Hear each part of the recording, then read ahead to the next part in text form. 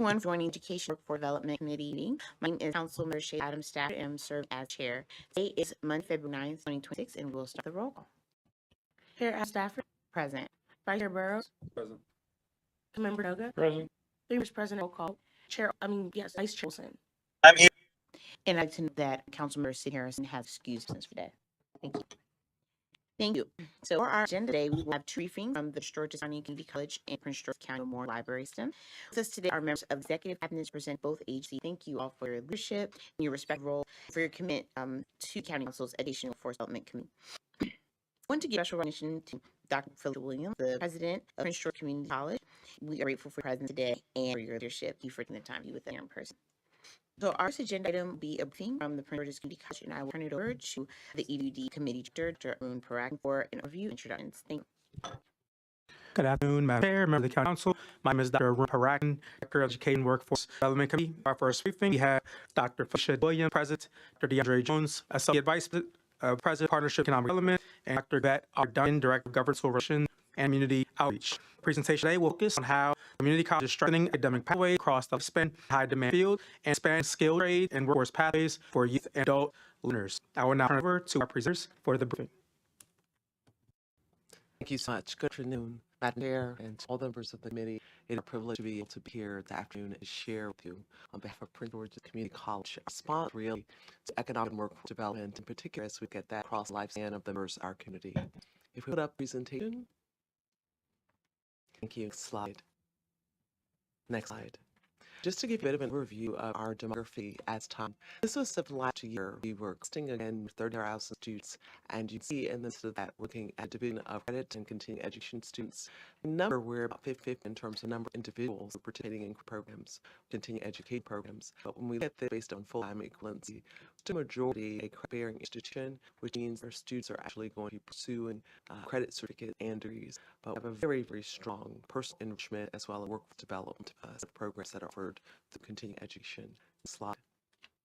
Demographics are also here before you. You can see a little bit of a difference when you look at, again, the student population pursuing credit programs and those that are pursuing continuing education program. Our average age is 34. But when we look at credit students, 24, and for our continuing education, 46, that's not surprising. That simply lets so that we see more of those that are uniquely transitioning right out of school and beginning their careers, pursuing credit options. Whereas our continuing education, we see both those right out of high school, as well as adult learner and career changers coming back to participate in higher education. Next slide. For race and ethnicity, we see the breakdown here. We reflect the demography of Prince George's County. We also see a trend which is growing number of individuals simply not disclose their race and ethnicity. So that is the category of unknown. We also see some growth in individuals who are disclosing that they have one or more races. They want that to be noted. Next slide. This is our mission. It's quite powerful, and we are truly endeavoring to have a powerful impact on our community, personal development, professional advancement, and economic prosperity. In the work that we do, whether the individual is earning a credential, a certificate, or degree, we believe that must be a return on investment to the individual and our great community. Next slide. Our vision, in 2 words, to be extraordinary. Right? We want to be one of those dynamic institutions, organizations where people know there is a great deal to simplify engaging the and completing their course of academic or career engagement with us. Next slide. Our core commitment, students first. We pride ourselves in an institution we exist for others, and we are here to facilitate the types of goals and achievements that they are pursuing. We don't exist to our own good end, but our end is uniquely tied to the people that serve. Achievement is important. We also not rest on our laurels. We need to be continuous improvement, respond to the context that we serve. We try to do that with the highest degree of empathy toward the individuals that we serve, recognizing come from a variety of backgrounds and circumstances. Other way of thinking about that is endeavoring in all things to people where they are. Outcomes, we remain committed to equitable outcomes, and that simply means that we want to be sure that we provide people with what they need. It won't be the same for everyone, but based on any type of assessment or evaluations that are given, we'll once again meet where they need it and then walk with them, be able to achieve the desired outcome. And we must do that from a place of integrity. We must speak the truth, and we must endeavor to operationalize the truth in our work. Next slide. Next slide. Let's look at our career and academic pathways across the lifespan. You can see those that are indicated here with 10 pathways. This indicates a clustering of programs around major themes. We're used to STAR. These are pathways, therefore the program embedded therein pathways that are aligned high value and high wage industry sectors. This also continuing work for us because again, we don't want to move persons from poverty to poverty. We want to be very intentional that we are indeed providing the programming that will yield that economic lift. That person can see that investment in certification, that certificate or degree will indeed lead to economic return in their lifetime. Next slide. So we began with our youngest members in our community. These are students who are still in high school, and they're participating in programs like Talented and Gifted, which allows them to engage in dual enrollment. You all are aware of a strong focus on from the perspective of our county executive, as well as Councilmember Burrows and Superintendent myself around dual in the schools. This again is to ensure that we have equitable access to individuals who may not be able to journey from the local school to one of our campuses. So we're committed to ensuring that we have dual school opportunities available for 20 high schools in Prince George's County at the beginning of the 2027 school year. Next slide. Our early college programs are also geared toward our high school students, and you're able to see the programs that we have. We actually have one of these on our campus, which is the Academy for Health Science, that also has teacher preparation pathway. But we have a number of other programs that are distributed across the high schools that you see. One of the distinct differences between the early middle college program and dual enrollment, the fact that the early middle college programs are really quite aggressive and progressive. These are students who are on track to complete their associate degree simultaneously with their school diploma. Next slide. So here you can see the areas where these programs are aligned. Once again, these are high value, high earning fields that we are very intentional in placement of these types of programs. So the healthcare sector and technology sector, public safety, and in many cases we're also looking at what areas of local demand and need based upon Prince George's County's economic development goals. Next slide. When we move to our students who complete high school, we understand that what's extremely important that students have two pathways, either a pathway to transfer or a pathway to workforce, which is going to lead to a high wage income. One of the things that we are so fortunate to be selected to participate in has been Aspen, Maryland Transfer Intensive. In this particular project, we are looking at a growing number of students who have direct access to transfer. This is particularly important in our regional market because bachelor's degree in many ways in our regional market stands out as the entry-level credential in many professions. That's not to say that there aren't occupations that are available at a lower academic level, but if it's going to lead to a family-sustaining wage, many individuals in the field are going to pursue the baccalaureate degree. So we are currently working with Montgomery College as well as the University of Maryland College Park and have built a proof of concept around growing transfer to the University of Maryland College Park. And part of that is growing access to limited access programs that anyways have been off limit to our students. Next slide. So you see this, the vision statement here. It is big, it is bold, and we're working toward it. Essentially, it establishes that students in our community colleges will have direct access to the bachelor's degree. That if that is their pursuit and they meet eligibility criteria, that the doors will be open and that we will commit reducing any barriers and friction for them to be able to matriculate to earn a bachelor's degree. Next slide. These are areas that we're beginning with. These areas have been chosen because, again, they're high value, they're high economic return, and in particular, students from Prince George's County have historically been unrepresented. Next slide. Other field that I focus on in the state of Maryland and also particularly at Prince George's is cybersecurity. This is an area of tremendous growth with the state of Maryland and in our local economy. You can see that we are already a center for academic excellence in the field of cybersecurity, as designated also by National Security Agency. We also have large population of students that are participating in the Cyber Ready program established through Governor Moore's office. And so we're excited to celebrate. We have a large number of participants right now, the largest number of students that have successfully completed that curriculum. Next slide. Let's look at workforce pathways for adult learners. Next slide. Once again, you will see the pathways that are available for our students to pursue. In some cases, these mirror our credit pathways, but in other cases, they're much more advanced because we're also looking at personal enrichment. And when we think about exposure across the lifespan, we're not only looking at our youth, but we're also looking at our seniors. And so their interests vary tremendously. Again, the stars indicate sectors that are high value lead to high earnings. I don't want to get the impression that other sectors are important, but have some minimum threshold to be able to qualify as high value and a high earnings sector. You also know here that we have a number of youth programs that begin even earlier than high school, and these are summer youth rich programs. Once again, trying to give the youth, the children in our community, early exposure to applied learning and to highly technical fields so that they might be able to envision themselves in the fields as early as possible. Next slide. So the Cyber Workforce Accelerator This is a short-term program. Once again, we committed as a state to be able to rapidly train to skill up individuals across the state of Maryland in the fields of cybersecurity. Each of the 16 community colleges are beneficiaries of a BCR site range. We are also the beneficiary of various dollars to help to be able to do this. And once again, this is a program that right now Georgia Community College is leading the way in the number of student participants and the number of student completers. Next slide. You also are familiar with our construction and skill trades programs. So here you're able to see the sub areas that we have certifications available, from maintenance engineering all the way through to plumbing and welding. We are providing these programs in short-term and short course format to be able to support the local industry. Next slide. Greenbills Academy. This is our Prentice County Workforce Development Program, and in this particular program, you see participants are participating at cost to them, thus this being subsidized. 14-week training programs currently funded through our partnership with Washington Gas and with PECO, and individuals are exiting with not less than 6 of those instruction and trade types of certificates that allow them to be able to go to work. The beauty of this program is also that they're mentored by executives and members from Washington Gas and PEPCO on a day like what pictured. They come out and they run them through the paces so that they see how they're performing, and this allows for accelerated hiring once the students successfully complete training program. Slide. Transportation and CDL. This is another area that is growing for us. We've been very fortunate that we've been able to garner both federal and state funding for CDL license A and B, and we've been able to also the school bus passenger endorsement program go. So this again is providing some additional opportunities for our local resident to be able to garner the types of certifications that lead to jobs in our community that have high demand. Next slide. Apprenticeships. These are so important, particularly in our area of hospitality and restaurants. We know that oftentimes people take a non-traditional path in these areas of work.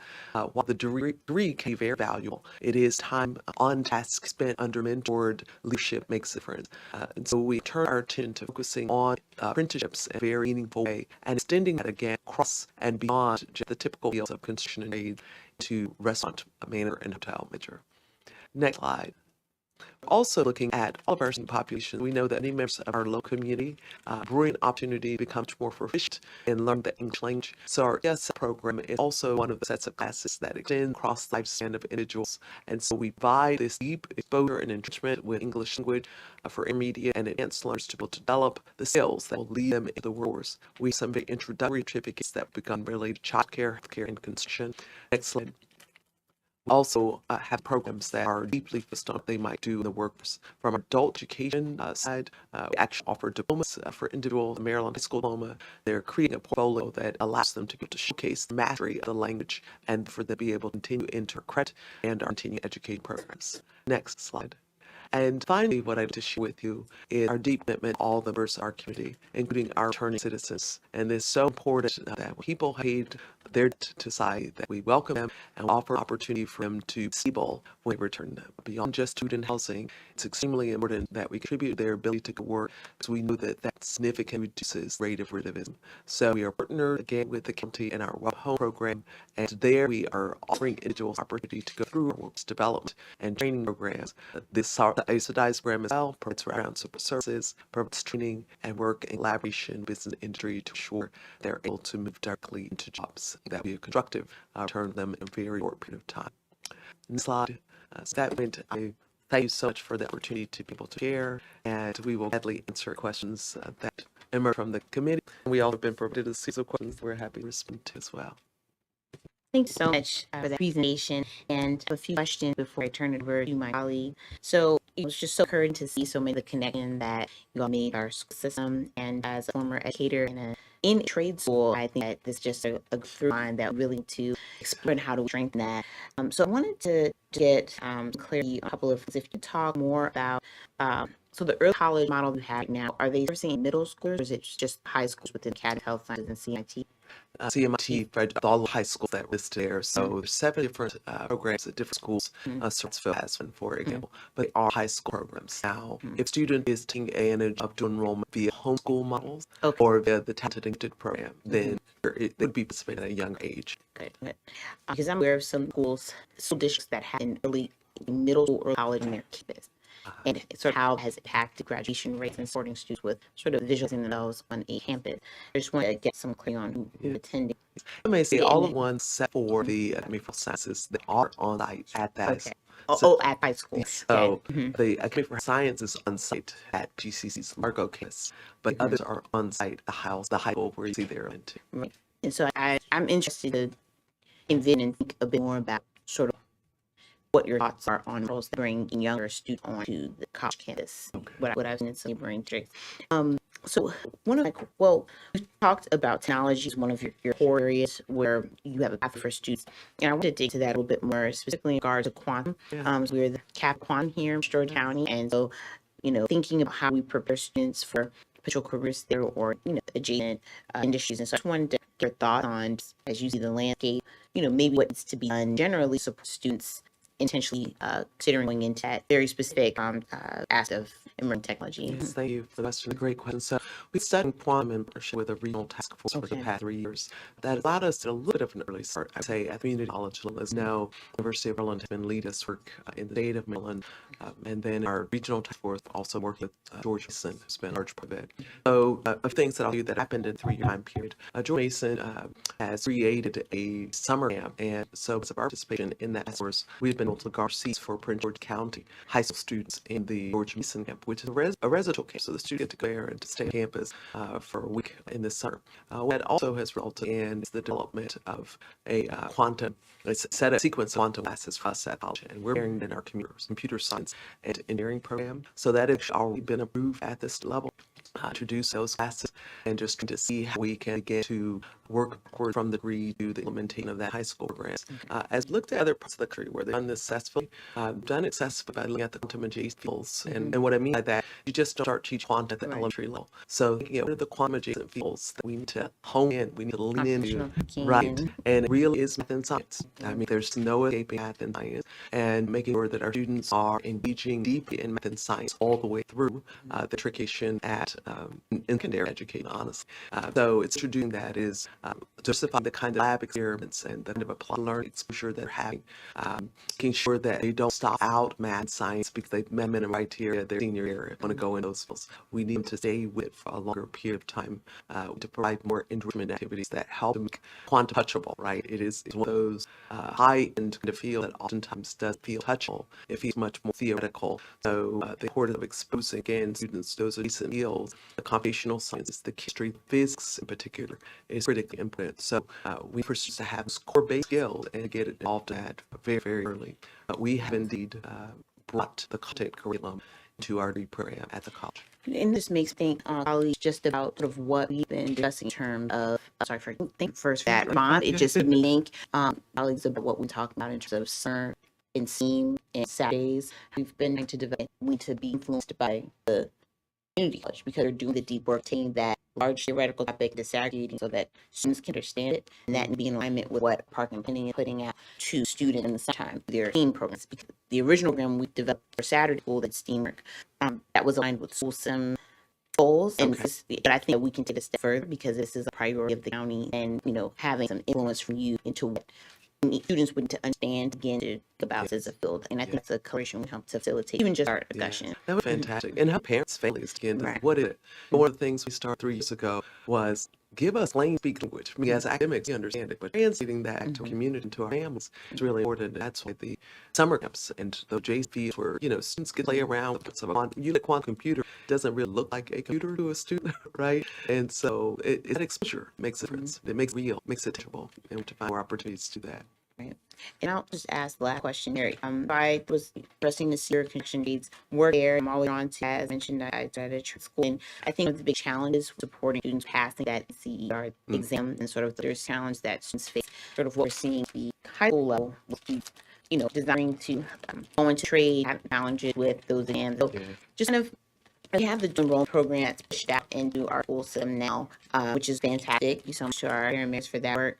You've been really thinking about the assets that we have here with our state level drug trade headquarters that are here in Prince George's County. Do you have any connections with those unions or organizations to support students at the community college with passing those exams? And what would you think about the idea of taking similar to what you've done with enrollment focus on the construction trades for students that are trades and pushing into some of our trade programs at high school level to support students in passing those exams as well. So it's interesting. Not so much the dual enrollment level, but we actually deliver some of these programs for the unions. So that's an adult level set of programs. So now with dealing with tests, this is a critical issue for most of our programs that require certification. Our students do very well with a demonstration of those particular skills. We actually have to teach people how to take the test. I mean, we don't like to talk about it. We have to teach people how to take a test and how to test. It's that testing literacy is extremely important. And so, because we've been in this work for a long time and we've learned this not just across instruction fields, across all our fields where we're dealing with adult learners, we have individuals who are very efficient in the demonstration of a skill. But the literacy of the written test is something that we now incorporate in our programs. So it may add a little bit additional time for the completion of that program, or it makes in within them the cycle of that program, the time that's spent not just in the learning, prepare them to take this. Frankly, we do this thing in nursing, all of our health-related programs. We help people to understand what they're going to experience with taking that test. It's so very important. I do see that there's an opportunity for us to learn from each other. There are the additional academic institutions that are doing this. There are community-based organizations that are doing this. There's labor that are, it's doing so. The opportunity to have kind of consortium exchanges that help people to understand best practice across both youth and adults that deliver these services, I think would be a wonderful and an opportunity to think about that. On the dual enrollment side, if I speak specifically to it, this is an area of aspiration for us. We're working, of course, on just the dual in the school, but also have committed to the term CTE dual enrollment. So this would be dual enrollment specifically in trade field and in career and technical education. And so, I don't know if our head many of us we already have any CE. We have 8 that operate in. They're an additional mobile enroll program. Okay, so this is the area of aspiration for us to make sure, because most of the programs are really linked to the traditional degrees that talk about, but we're going to reach all of our students. We recognize all of our students are on those pathways. We have to deal with the students that are in, again, the CT pathway while they're in high school. It will increase the likelihood that they will complete a credential. So to me, that's a next tier of the kind of dual enrollment that we need to engage in. If I may, and Dr. Perrin, if you'd be able to elaborate on this as well. I think we're moving closer, Dr. Perrin, to what witnessed the HC, right, where you have the high school, this bring students from all across the Washington, D.C. They bring the Technical Center, bring students from across the city, but they're leveraging faculty of Trinity, the faculty of UC, because I think it's been clear to me just nationally. This is my perspective. I'd like to hear your thoughts just nationally. I think requiring industry level certifications of high school students, perhaps we need to link that is just too much, because passing that CATIA exam, it's very difficult. And the passage rates speak for themselves, right? And the more support that students can get from industry professionals, faculty, lecturers, it seems though it makes a difference. Yeah. So I'd just get your thoughts on that before I turn to my colleagues. And let me tell you, I understand the aspiration. Something said around practically doing something to increase one's knowledge to understand it theoretically. So our students who are high school students who are in some of these programs and they're able to perform a skill yet not able to produce the score that's necessary. Part of that challenge just unable to do something. Deep exposure, it's life, right? And just understanding how to pull those things together. So it's difficult. It's difficult for them to do that and to successfully complete the high school curriculum. It's not impossible. It does require a saturation across the 4-year time period for our students to be able to do it. And I think we have to think about the appropriate scaffolding for our students in terms of extracurricular that are compatible with the completion of high school. Now, clearly, we have students who are completing college degrees, but if talk about the impact across the masses of students, we have to be able to kind of extrapolate that based on students' ability and, again, their exposure deep in the curriculum and what is going to be feasible, of course, that 4-year time period that they're there. Thanks so much. I'm going to turn it to my colleagues. Do you have any questions? Go ahead. Chairwoman Gloria. Thank you. Yeah. And thank you for your presentation. I had a question just around when it comes to pathways. I'm working on access to care, and one of the things that's come is lack of people with profession and trying to create pathways for people with proper education. So curious about what type of programs you currently have around creating care workers, specifically daycare workers, people that own a care or after care program. Yeah. So we have a program for both the care center as well as the care doctor. And then that's also to early childhood education. So the pathway that leads from centers all the way through to becoming a certified teacher in early childhood education available. And how enrollment are you seeing that it's not in election? Because trying to see what there is for participation. It's first much the same way that teams first. It's first reputationally, and it's first from a compensation perspective, right? In terms of the return, the yield on that. I do think that some of the programs that I've read about recently that are focused on individuals to be able to run them out of homes where there's less of overhead, so therefore there would be a greater margin in terms of how they can compensate the individual as well as how the business itself return investment may be helpful. But it suffers from the same reputation, respect, and professionalism around work, many of our service-related occupations deal with. And how long is the program for? I would have to look short. It's a short. term program, or less. The ones that are less than a degree, they're certificate. Got it. And from a cost perspective? Fairly inexpensive. We talk, We talk about flying. I'm yeah, interested on, because we're trying to think about working on creating more seats. So we'll be with Child Resource Center. So if there's an opportunity, if cover more certifications, or we're just looking like uniquely at opportunity. Love to talk to you Yeah. offline about how maybe you all can be a part in that that would be as great. work on that. And then the other question I had was, I guess is if you have it offline, just curious about, do you guys track the time it takes for like full-time employment after like in certification graduation rate? But look at the ones that talk about like maybe high wage program, but also understand that like, do those actualize those Yes. actual professions, and do we have data to track that up? Yeah. So we have the data. It's not best stats. We've data that tells us where our students are a year after they have graduated. It'd be great. I understand your question, and my heart desire is to know what happens in the first year, 4 weeks of the year. Best day we have begin at a year afterwards. So if they finished in May, where did that? Well, transfer data we know if found them by fall, right? The state university system. But our workforce data in terms of earnings and occupations, it's at a year. Now we attempt to get at earlier, but we just don't get the same response rate. What do I mean by that? We send graduate surveys that are month after, 2 months after, 3 months after, to send where the students are and how they're doing.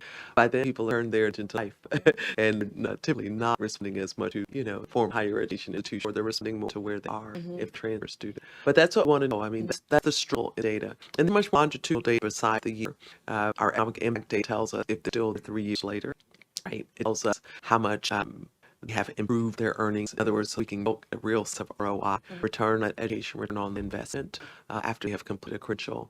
For the most part, we're waiting a year before we get a picture and data of the event. Do you guys have a baseline on graduation where you are at the end of completion of a certification where you estimate they have an offer already?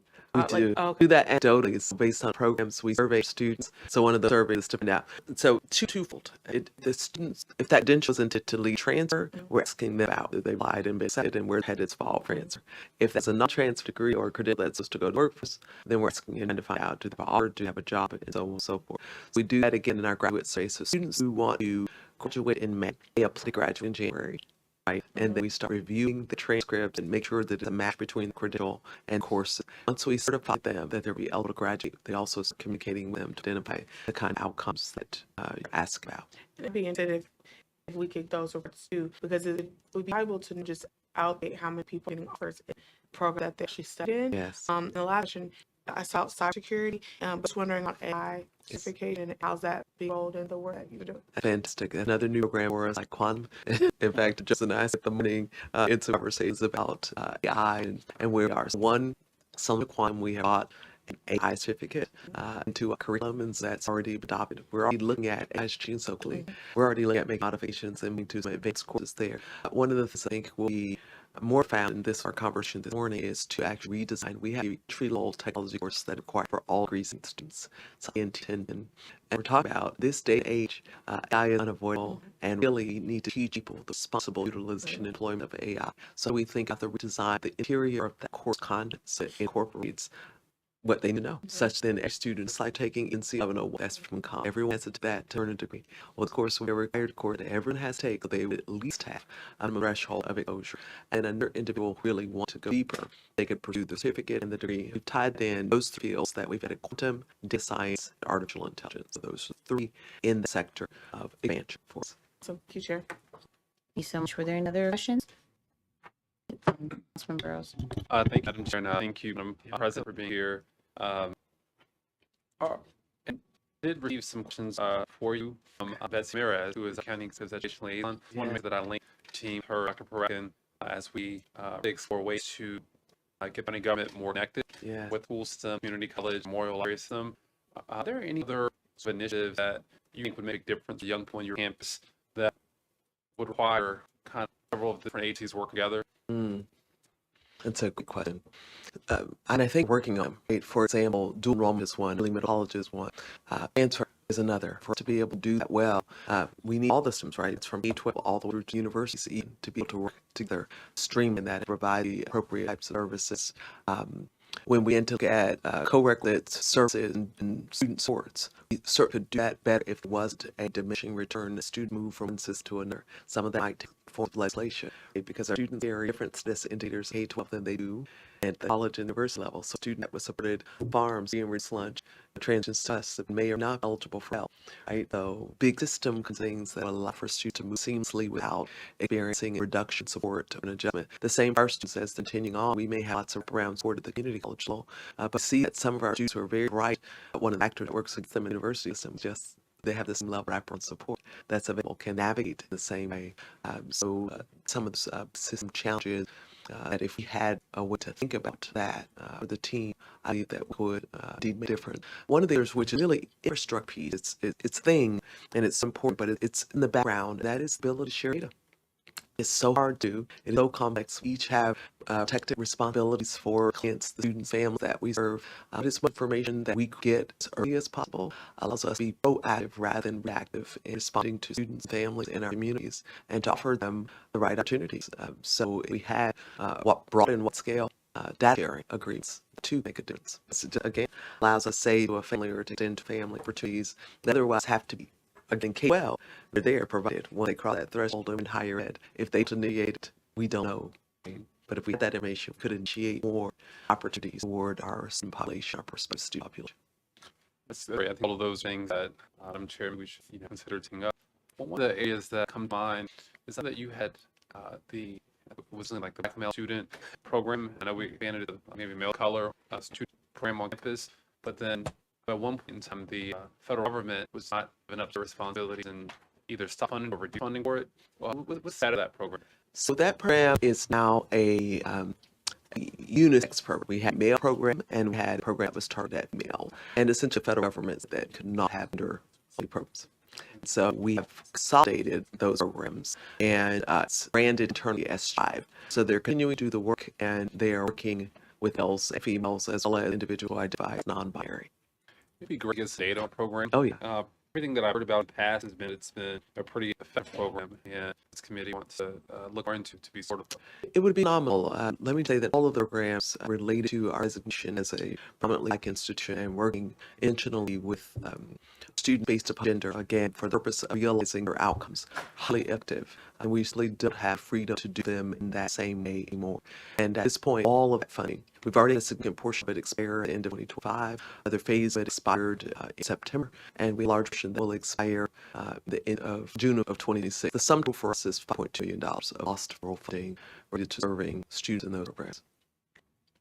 Yeah, since there's more information possible, since we take up a budget, some of those activities are be eligible for certain buckets of funding account.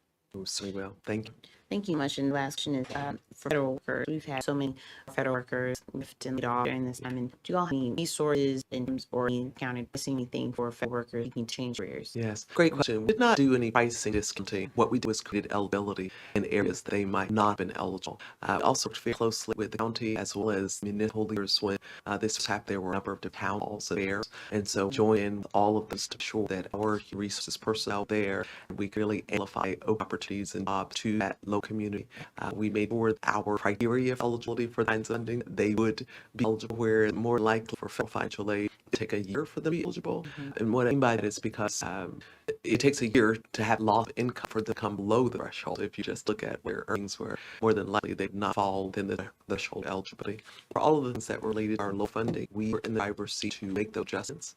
And we've done so. We hosted our own fairs and town halls as well on campus for those federal workers. So we're doing our best to continue to be a partner with everyone that's in this space to identify need and opportunities, including creating a site where you pull together resources and so you can find it on our website that's specifically targeted. I think we may change the name of it now based upon feedback. We started out, it was specifically focused on our workers, but we found out that subsequently there were a number of layoffs across other sectors, including higher education. And so we brand that a little differently just to think of persons who were near term or in the media had and lost jobs and was to recover. And that information is still there, still posted. Thank you so much. Seeing no more questions from, all right, Vice Chair, did you have any questions? I'm sorry, I didn't ask specifically. If he's still there. Okay, so seeing no questions, this concludes our briefing from Curtis College. Thank you so much for being here today. And our last agenda item for today will be a briefing from the Prince George's County Memorial Library System.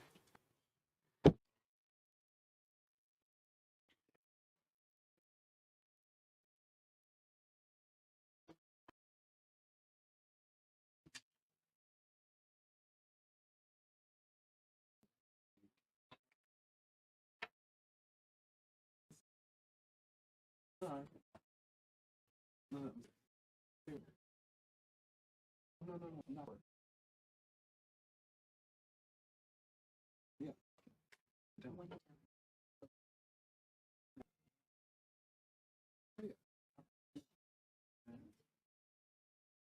have a seat.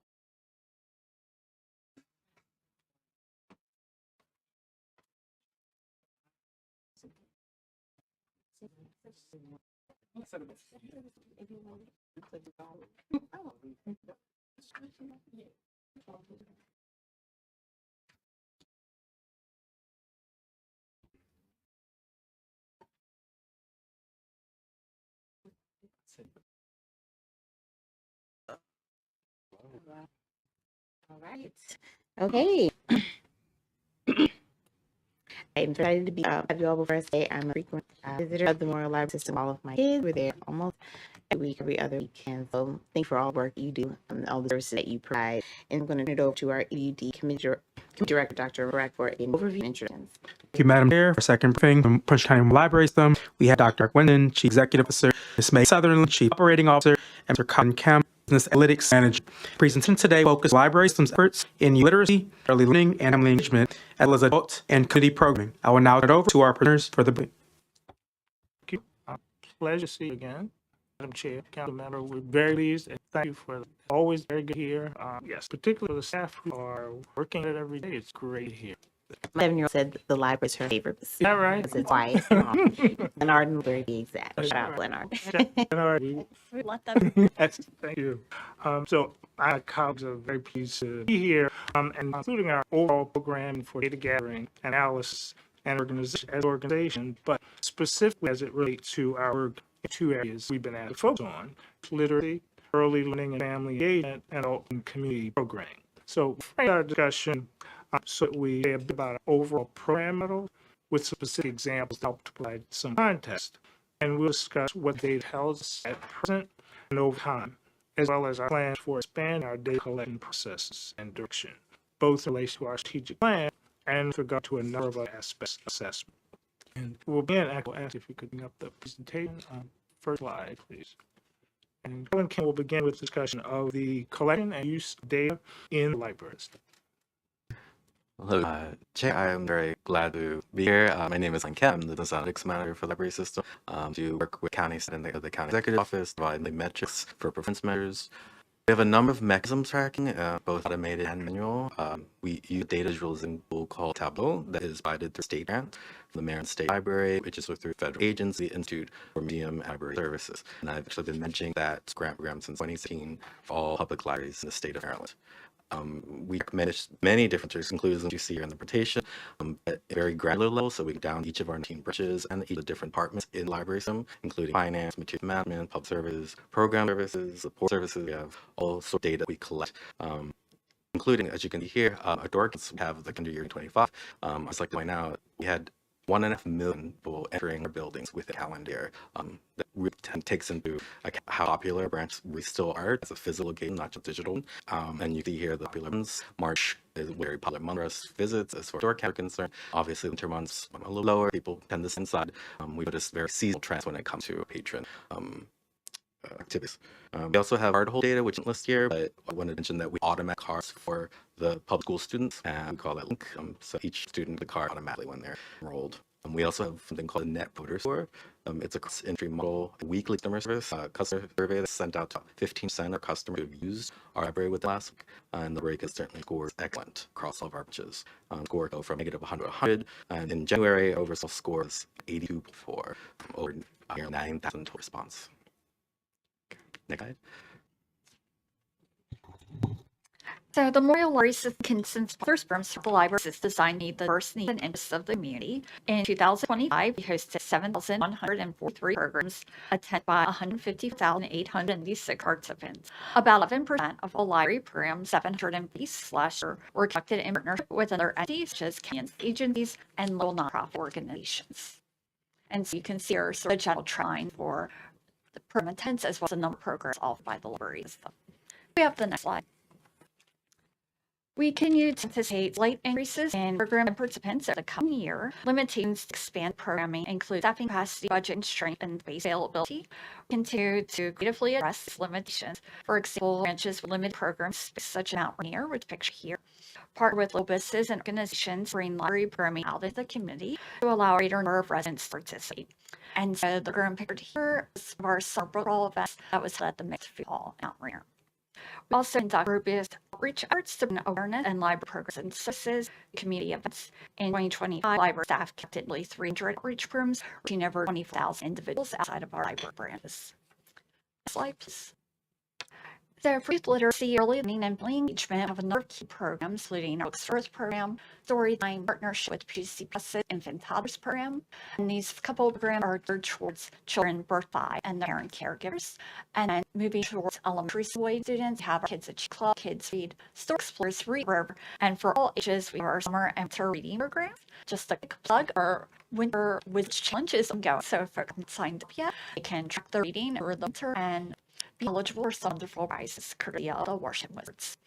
And again, a little bit of a deep dive in those programs. Our ready-to-read programs, which include ready-to-read story times, art, STEM, and plates, are really family engaged programs that are language rich and intentionally interact for children and their caregivers. These programs follow the Ready to Read initiative that incorporates early literacy practices of talking, singing, reading, and playing. Libraries that engage children and model to adults activities they can do in their home to encourage early and read literacy skills, including phonological awareness, learn knowledge, print awareness, print innovation, vocabulary, background knowledge, and narrative skills. These are all important to strengthen the decoding and comprehension which is necessary to learn to read once children are ready. And this year we are looking to bring back our Every Child Ready to Read workshop, give parents some additional foundational skills and how they can incorporate those activities into their home life.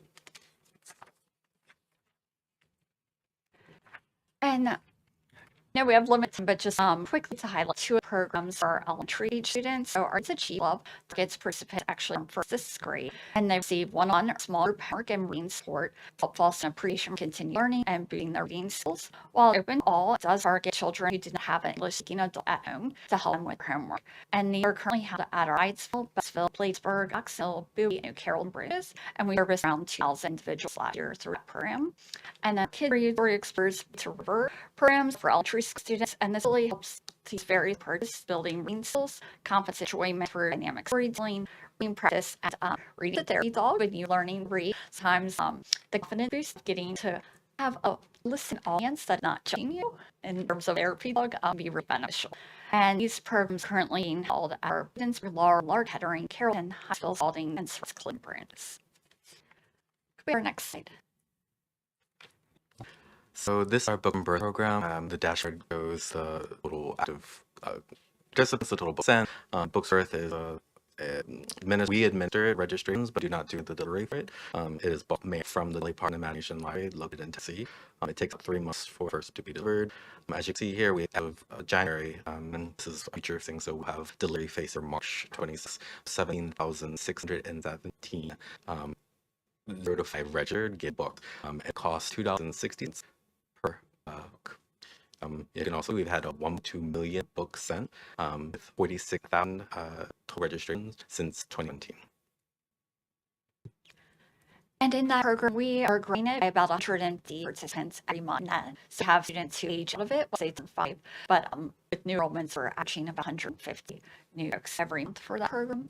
And I have visual aids here as the type of books that families would receive in mail. Next slide. So it's a recent international study conducted representing the largest data set in the world on shared reading. The study included 86,000 families participating in Dolly and Imagination libraries across 5 countries, and can really see here the importance and impact of that shared reading on children and families to close literacy gaps, strengthen home literacy environments, building positive family reading habits, and inspiring reading in children. And this study was conducted, caregivers had a baseline survey and then additional survey at 6 and 12 months after receiving at least 10 books. PCC MLS also participating in research being conducted by the University of Maryland School of Public Policy in partnership with the Maryland Library Agency that will examine literacy outcomes for children ages 0 to 5.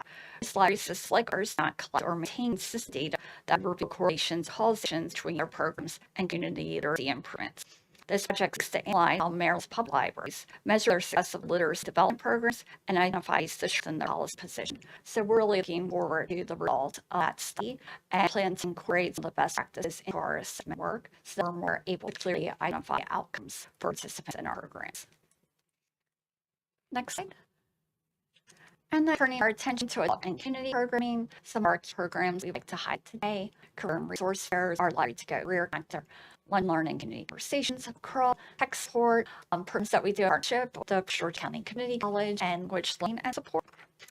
For our career and resource fairs, over the past year, we've targeted fairs for returning citizens, veterans, and adults, connecting them with employment opportunities, career exploration, and eventual community resources. These fairs provide opportunities, one-on-one conversations with employers and service providers, for the participants to be able to act and build connections. We've also hosted a number of expungement clinics. At our Ellisville branch, we have the Light Lab, is a dedicated base and stuff to assist job seekers with resources and skills. We'll do a little bit deeper dive into our Library Go on the next slide. But our Lunch and Learn community conversations are programs that hold with lots of human rights. These are virtual programs. Our Lunch and Learn brings diversity of authors, professionals, artists, makers, creators. And we're able to highlight our material service and programs. We're happy to report that there's several PGCPS classrooms that actively participate in those programs, sharing them for students. Our community conversation is also a virtual program that has to introduce community to Prince George's County and local elected leaders, officials, department services programs that provide services of interest to the community. Most of our virtual programs like these are archived on our YouTube channel, allowing for community and for folks who are unable to participate in the live program. Our book crawls are held in the summer in collaboration with local businesses, including cafes and restaurants. They engage that adult population who may not frequently use a library, and we're able to connect with them out in the community, library card stamps, and library services. That was a picture you had seen in an earlier slide. It also allows us to local businesses and create community partnerships and have presence outside of our brick-and-mortar location. The library plays a key role in digital literacy and technology skills, and so we have a number of technology-related programs at branches, including those to help individuals navigate tools for work, communication, and daily life. And we hold those for a number of populations, including specific senior tech workshops. College and career ready series, PCC, helping support adult learners by giving them information about accessible education pathways, including GED completion, degree program, and grade training. And last but not least, our language and learning support happen in a number of different ways. We have English conversation clubs currently offered for English, Spanish, French, and American Sign Language, in which participants can build community through language clubs and confidence and skills in language learning, both for and personal purposes. We also offer specific language learning support for technology. Participants learn how to use technology and on resource for our daily life, including English language practice. Next slide. For our programming team, we wanted to take an opportunity to highlight what's being done at our B Branch Library, which sits on the same campus as Dewey High School. And we really see Dewey as a place for teen programming because of our large week teen audience. And we were able to test out some concepts at locations, see if they might buy a lot at our other branch locations. And want to highlight our collaboration with Dewey State University. We have students and faculty who are going to be providing urban programming 2 to 3 times up to the students, and they're really looking to explore topics with students, including workforce and career development skills, self-development, and leadership in the arts. And all our branches, as well as online, students are able to receive service learning hours through our teen action groups, as well as online opportunities to meet their school service learning requirements. And much of the work at our boot branch is also sorted by yearly grants from the city of Dewey, which allows us to make investment in technology and make space equipment and programmatic support for their after-school programming. Next slide. And I have to share information about Library to Go Career Connector. So the library system received a $20 million grant for workforce development from the U.S. Department of Labor under the Workforce Innovation and Opportunity Act.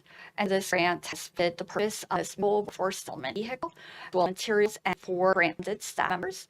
And this project is truly a partnership with Employ Prince George's as we seek to bring library resources and services to those who are unemployed or are employed with the county. We've experienced a number of technical delays, but we anticipate regular scheduled stops to be available within the next few weeks.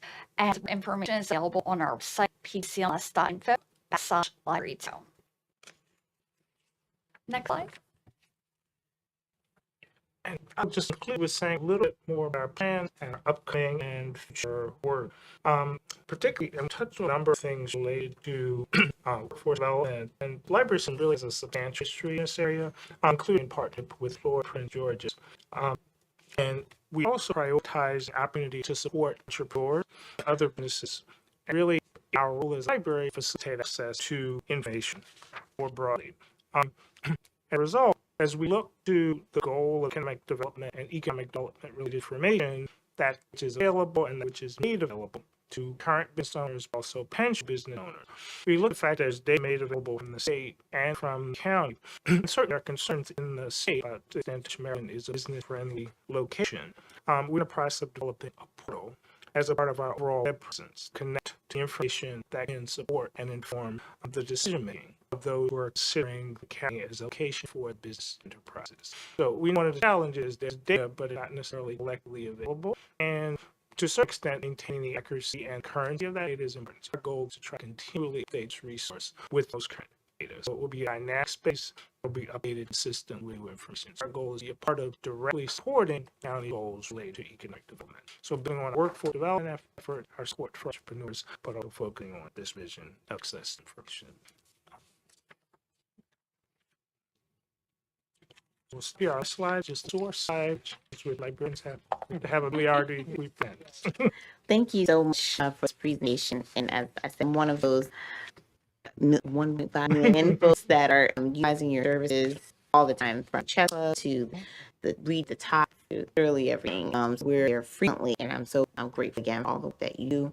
I had a couple of questions. I've noticed in some branches just the challenges that the staff face with the after school groups of students come in who are really just seeking action. They're seeking, a place to kind of depress and for get online, really, to get access to resources they need from where. And I have been really impressed with some of the work they're doing at Lardon. I've been supporting that through my council office, helping them to provide positive youth development programming. So encouraged to hear what's happening in Bowie State. And I guess the question is, sort of, how do you think what you're seeing at Bowie State or in other pockets, we skip to all branches, we need greater branch from the school system in order to really capture that active audience of students and sort of support them with resources you have? I would say one of the general things, this is high priority for us. And I think one of the things we're focusing on is how we support the communities around each libraries, because each different to a certain extent. Certainly in the case of Bowie, literally high school, because high school and the library share the same parking lot. There is movement of young people with school let up. So the students are at play, so there's real opportunity. So our goal is really for this to be a part where we test things and based upon we learn to apply those in place. And Megan will speak about it in specific. Yeah, so we want to make sure that the time after school in the library, we understand many students for that third case is spot in between going home or perhaps an after school job. But make sure that it's enriching time. It's going to be time for decompress in school all day, but we want to make sure that we're offering programming that is enriching but is enticing to after school students. So that's part of why I want to really closely with students in well-being programming. What are things they're interested in, what's going to draw them and keep that at the library. I welcome your suggestion of working more closely with school system. I think the partners we have is work certainly better. And for library systems, some is certainly just capacity issue. Our staff, particularly at some smaller locations, you're in a library bench with a handful of folks, which is at the NARD brand. So they're having to wear all different hats. It was my question, sort of how much of this do you contract out to local nonprofits? Because it seems sort of a model that's used in other agencies throughout the county. I'm just wondering, do you all have like a list of, vetted organizations that have proven track record that can deploy, that can go to specific places throughout the school year? Is that something that maybe the council can support you, because we certainly have a lot of nonprofit organizations that are depositing through the program in our communities? I'd love to talk with you on getting that. There are a number of partners that we already work with at Amber Branch. I think part of it is piecing it together county-wide. Yeah. We have a partner that, like, for NARD, for example, that's a staff-run S club. We have other branches where it's worth a nonprofit partner to run a S program. So being able to scale up programs like that, definitely the support of prof partners is key. We can with that 100%.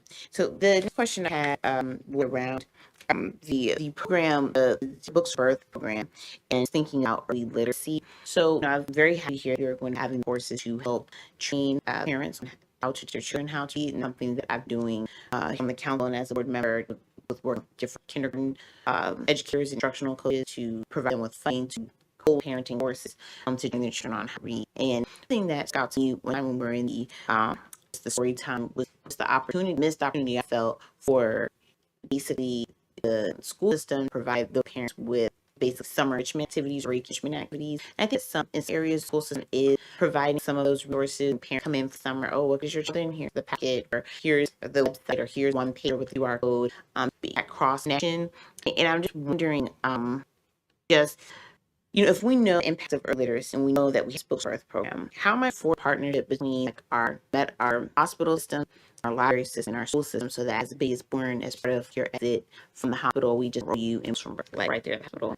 Happy to report that we have new hospitals in the county with Lincoln Delivery Board where we do exactly that. Oh. And it's actually a large number of our enrolls in the program come directly from parents before they leave the hospital. They're new arrivals or enrolling in the program. Is it that you're starting in your hope to get at all hospitals, or there's the point if there's, or are you working with our outpatient facilities to really honestly really make me think that for literacy initiatives we need this county to really support our students. Parents really need a family literacy coach, honestly. Just because I was a teacher, so I hadn't learned how to teach my kids how to read, because most teachers aren't read, well, I'm a reader, but they don't have the explicit sense of reading. So it's kind of like how can we better support family with early literacy outside of some of the program that you're already doing. I agree. It'd be phenomenal to be able to have information of that program and sort of outpatient clinics. I know when I was interviewing pediatrician, I suspected was the who said, I'm sure plan to read your child before I worked in a program. Like, that's a pediatrician. For me, part of it is going to educate providers, but giving access sort of at that point of need for people to be able to connect to the library. But first, we are from Perks for Birth program. Our enrollment is often helping our resources to fund the program.